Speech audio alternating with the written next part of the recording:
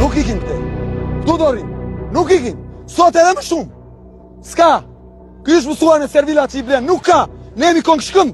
Këtu o do na marr jetën, o këtu, hajduti. Me dhunë dhonajt, nuk rajt, thot me dhunë. Prej gati një muaj e rresht, kryetari i Partisë Shqipëria Bëhet, Adriati Klapaj, nuk mundi të bënte as 200 veta në shkallët para kryeministrisë, në një protest që është për të vlerësuar më shumë për qëndresën personale. Në ditën e 28, kur protesta nuk kishte asgjë të dhunshme, forca të shumta policore që i kalonin trefishin numrin e protestuesve më syn vrukshëm.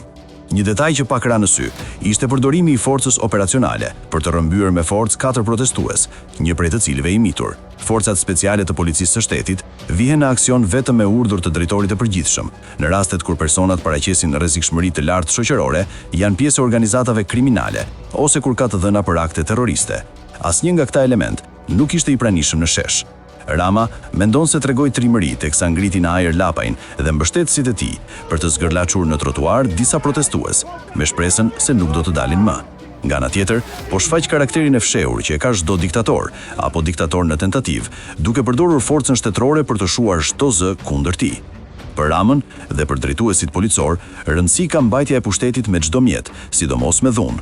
Sa më të mëdha të bëhen protestat, aq më shumë do të shtohet zelli për reprezalje nga strukturat e rendit. Arsyet duhen kërkuar te vet Rama, i cili ndodhet në tritrysni. Kërkesa e prokurorisë speciale për autorizimin e arrestimit të mundshëm të Belinda Ballukunt, afera e Akshit dhe ftoja e dukshme e marrëdhënieve me Shtetet e Bashkuara.